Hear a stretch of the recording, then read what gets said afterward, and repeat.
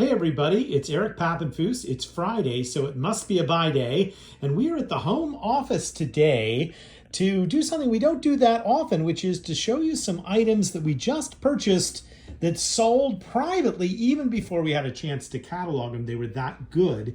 And what you're looking at here, selfie style today, because I'm all alone, is one of the earliest stereo viewers we have in our collection. It was manufactured by Negretti and Zambra, and as you can see there, they were the opticians to the Queen. That's Queen Victoria and Prince Albert. This is a great device. It flips up here, it clicks in place. It has an adjustable mount, which allows you to get the right angle. And here, we'll look at it from down below. It also has this backing card and board, which slides up so you can get things in exactly the right view. And notice that the back of that is sort of glass, which allows light to shine through, because some of the earliest stereo views were actually made of glass and printed on glass. And that's what we're going to start with today. Now, I was down in Baltimore, and I found some of the oldest stereo views I've ever found in a private collection, including this one here, which is a glass-mounted stereo view by Francis Firth. Now, we're going to look in the lens. I'll try and bring it up into focus like that.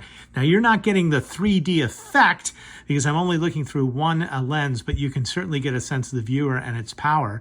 Now, Francis Firth was sponsored by Negretti and Zambra to go on one of the earliest expeditions to Egypt. And in addition to producing those glass negatives in about 1857, Firth also produced a series of cards of Egypt, and they are absolutely remarkable. Now, the collection in Baltimore had a couple of these, which are very old. So we're looking at 1857, 1858. When you're trying to date stereo views, these are some of the oldest you can find. But one of the keys to making sure that they're very early has to do with the fact that they are flat mounted, not curved.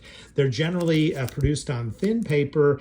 And if you get the cream or the gray mounts, they tend to date even earlier. Francis Firth had a sort of assistant photographer by the name of Mason, who also went to the Holy Land. And he took this amazing view. This is a little bit later. It's a yellow mount, but it's circa 1860. Now I'm going to just put this in the viewer on top here, on top of the glass negative. I'm going to glance through here as well. We'll see if we can get it in focus for you. It's a little tricky to do, but there you go. A pretty amazing early shot. Now, I contacted an archive in England because some of these are just so old you never see them. And they were amazingly interested right away. Some of the earliest 1850 stereo views were done by amateurs or photographers who didn't necessarily become famous. And oftentimes they were sort of family portraits like that one or this one. I particularly like this one because the name of the family is on the back. If we flip it over, you can see here that it was Henry Corden's family. And I like the taken instantaneously because that's what the technology was allowing at that time, instantaneous views. Now I'm going to tell you a really interesting story, which is that about 10 years ago, the English Historical Trust ran an advertisement for Stonehenge asking people to see if they could find the oldest known photograph of Stonehenge that featured families or featured individuals. The oldest one was found and turned out to be not as old as this one, which is the most remarkable thing in our collection. Now, let me put this one on the viewer, and then let me slide into focus to see if we can get that. And can you see that? That is just incredible. If you look closely, you can also see that there are quite a few people in the foreground of this picture, including a cart. You've got people picnicking, you've got people posing, climbing on the rocks. This is an 1857 stereo view of Stonehenge, and I think it is the oldest known photograph of Stonehenge and the oldest known stereo view of Stonehenge in the world. This is the premier one. There were a couple other really interesting English views, and let me show you this one because this is one of the only views of Florence Nightingale. Now, this is obviously done in a studio. It's not the real Florence Nightingale, but if you look at the back of it, it definitely identifies it as Miss Nightingale in camp. Now, Florence Nightingale was notoriously reluctant to have her photograph taken, and during the Crimean War in the sort of mid-1850s, there was great public demand for anything having to do with her. Her stories were chronicled in the papers, and that is probably a very early stereoview made to capitalize on that. And so this dates to probably 1856, 1857, right after the end of the Crimean War. And you won't find very many images of Florence Nightingale at all. And equally interesting, and this is our last British view, this is a scene, a crowd scene, that may have to do with the celebrations at the end of the Crimean War. So we're back in 1856. Very, very early English stereo views, all on these sort of gray or cream-colored mounts. As I say, they sold immediately to an archive in England, which was really, really happy to have them. Now, the archive was only interested in British views, and there were some American views in the collection, and I want to show a few of those to you because these we are going to be putting up on eBay, so to speak, and these are still available. I want to start with this one because do you remember a few weeks back on Buy Day, we did a book by Muybridge that was on the motion of the horse. He was the first person to do sort of stop motion photography, early movies. He was also a great Western photographer. Watch that Buy Day. We'll put a link to that Buy Day in the comments here. But this is a Muybridge stereo view. We know that because if you flip it over, you can see on the back, down at the bottom, there he is. Just fascinating. You don't see many of those. There are also some photographs of the West. This is by Muybridge's publisher. There you can see it. It's Thomas Houseworth and Company.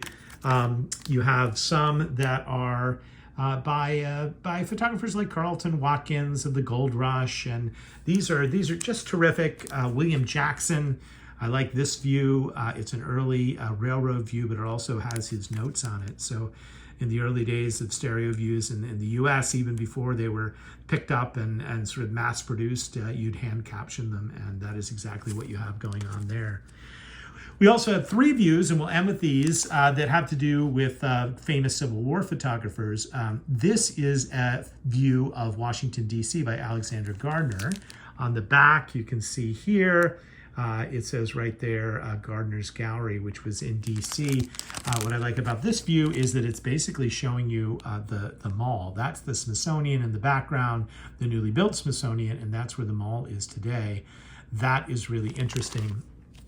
Likewise, this is a view of D.C., which shows the old Capitol Dome, which was replaced, I think, in the 1850s. It was a copper dome, not the dome that we know of today, but that is the old Washington Capitol, which is very rare to have in photographs. There are a couple others, one by Timothy O'Sullivan and one by Matthew Brady. We'll end with those. These are great Civil War views. If you look here, it's entered by Alexander Gardner, who's the publisher, but it was actually taken by Timothy O'Sullivan. And if you look in the balcony, those are captured Confederate soldiers. I don't know if you can see them, but they are up there. And then finally, an actual Matthew Brady Civil War negative. Really, really cool. This is a fascinating one. It's from the sort of War for the Union photographic series. And it's copywritten by Brady. So the American ones will be put online soon, and the British ones are going off to a really good archive. I'm trying to see if I can actually arrange to donate the Stonehenge one to the English History Trust, so maybe it can go on display there. It is special. It's in the National Treasure category. That belongs in a museum. In the spirit of a funny book, though, we're going to go to the wrapping room, and I'll show you one more book that just sold, and it probably just sold because James Bond has been in the news. The Broccoli sold out to Amazon, and there's been a demand for James Bond related books. Check this out. Okay, we're over in our wrapping room, and this week we're going to do something a little bit different for our funny book. We're going to do a funny book that recently sold and is funny really because of the story behind the book. On the surface, it seems very academic. It is The Distribution and Habits of the Birds of the Republic of Haiti. Well, that's interesting, but look who wrote it. It was a gentleman from Philadelphia, an ornithologist by the name of James Bond. Yes, that James Bond. A very famous birder and somebody who was a big fan of James Bond's later work, which was called The Birds of the West Indies, was Ian Fleming.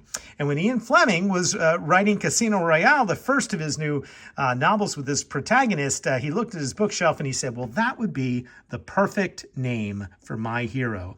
And he named it after the Philadelphia ornithologist. Later in life, this caused some embarrassment for the real James Bond. He would get crank calls in the middle of the night, and so much so that his wife actually wrote Ian Fleming a letter blaming him for, tongue-in-cheek, for the hardship that the family had suffered. And Ian Fleming wrote back this great letter, which I have here in facsimile, basically apologizing for the name and saying it was the perfect choice, and that all he could do would be to offer his own name, Ian Fleming, to her husband to perhaps one day name a particularly horrible species of bird after. And this started a lifelong friendship between the James Bond of Philadelphia and Ian Fleming, the great author. Well, there's a story that maybe you didn't know with Pennsylvania connections. Thanks for watching. I hope you'll watch next Friday and every Friday at noon for more adventures in the world of books.